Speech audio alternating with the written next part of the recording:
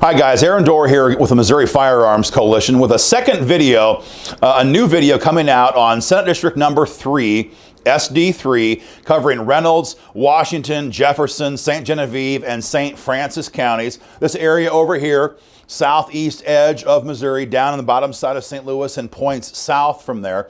Well, our previous video covered this race in detail and all three candidates who are in it. But we're getting some questions from you guys, some sincere questions, and some spin from the hack establishment class here in Missouri as to how we treated Elaine Gannon in our previous video. So we're doing a second video on this race to kind of give you guys some more background and some more context on what do you do in a situation where you've got a race with multiple candidates who have an equal candidate survey. In other words, who's telling the truth? Who do we trust as gun owners? Now again, guys, as a 501c4, we do not and will not in this video be giving endorsements to candidates. That is outside of our purview. We will not do that. Our job is to give you guys the facts, the information. Usually it's the information that anti-gun candidates are trying to hide, trying to keep secret. Our job is to expose that.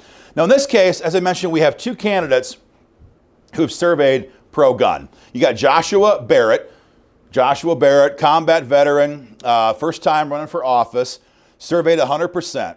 You've got Representative Elaine Gannon. She also surveyed 100%. So what that means is that on paper, they're identical. On paper, both Josh Barrett and Elaine Gannon oppose the gun control agenda being pushed in Jeff City. That means they oppose red flag gun seizures, the AR-15 ban that we're always having to deal with every 2 years in Jeff City, waiting periods. They oppose the attempt to roll back stand your ground law and constitutional carry. That also means that on paper, they're equal in their support for pro-gun bills. Both of them said they would support SEPA legislation.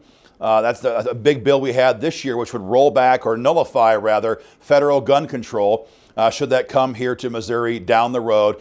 And they both said on paper they would support our bill to repeal deadly gun-free zones. As you may know, there's 18 areas in Missouri right now where even though you're law-abiding with a permit or with our constitutional carry statutes, you simply can't carry because politicians in Jeff City have said that area is off limits to you. So on paper, Joshua Barrett and Elaine Gannon are 100% equal. But that is not the reality of the situation. This video is to break that down. On paper, Elaine Gannon said that she'll co-sponsor the Second Amendment Preservation Act, SEPA. But that bill was the biggest bill in Jeff City this year in 2020, House Bill 1637. Look it up for yourself. Almost 90 Republican state reps co-sponsored that bill. It had more co-sponsors than any bill the entire session in Jeff City. Many people told us that in their 6 or 8 or 4 years in Jeff City, they have never seen a bill that had almost 90 co-sponsors. So basically, everybody who cared about gun rights in Jeff City and a few folks who were just trying to be opportunists co-sponsored this bill, House Bill 1637, SEPA. Elaine Gannon, she refused. She wouldn't do it. But it's not just that she wouldn't do it when we asked her to. We then had you guys email these state reps, your state reps, using our online advocacy program, and you asked her to do it. Now, our system is very high-tech, and it only lets your emails go to your state rep and your state senator. So every email that a state rep or state senator receives comes from their own district.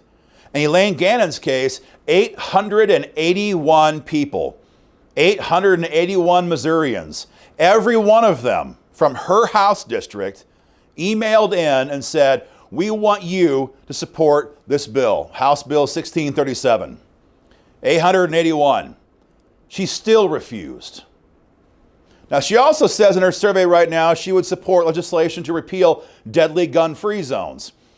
But again, you have to ask yourself where the sudden support for gun rights, because in 2020, this session, we had that bill in the pipeline through committee. House Bill 1638, HB 1638, had lots of support, broad support in Jeff City. But again, Elaine Gannon, she refused despite all kinds of requests from her constituents. So in a situation where you've got dueling surveys, we try to expand our reach, expand the focus, and say, what else can we look at? Public statements, public actions, previous offices held. Where else can we look to find information that might verify this candidate's position on paper? Because, of course, candidates can lie, no question about it. And so Elaine Gannon's case is very simple. We can look and see what she did, or more importantly, what she refused to do during her time as a state rep in Jeff City to verify the veracity of this survey. And the simple fact of the matter is that one of two things is true. Either Elaine Gannon all of a sudden has had a massive change of heart, a sincere, massive change of heart, and suddenly she's going to actually fight for gun rights the way she never has for all those years in Jeff City. Or, number two, she is trying to play gun owners just to get us to believe she is pro-gun in a contested primary. One of those two things is true. We can't know for certain a person's heart. Maybe she's a whole different person now than she ever was before. But one of these two things is true. She's either had a change of heart or she is trying to play gun owners. That's the question you guys have to decide. You have to decide in your own mind, is she lying or is she lying? Which time here was she trying to play us? Not good stuff. Now that might beg the question, well, how can we verify Joshua Barrett? Well, we can't.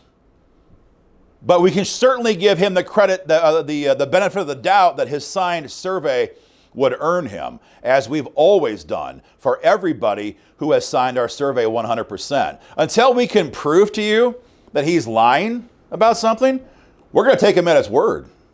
And we all should take him at his word. But in the case of Elaine Gannon, the facts that we know on the ground, in the Capitol, here in Jeff City, do not reflect what we've seen on her candidate survey. So if you see Elaine Gannon or her staff or her sycophants or her friends on social media or at a campaign event and they're trying to blister you for calling her out for this, just remember this stuff. This is not just what we think is the case. These are the facts. You can double check and verify for yourself. She did not co-sponsor SEPA this year. She did not co-sponsor gun-free zone repeal this year. Every time she had a chance to stand up and fight for gun rights, she continued to sit down. And that is a very big distinction from her survey and from Joshua Barrett that we want you guys to be made well aware of. Share our video, guys, far and wide. Help us get the word out. To join MOFC and get directly involved in this fight, go to joinmofc.com.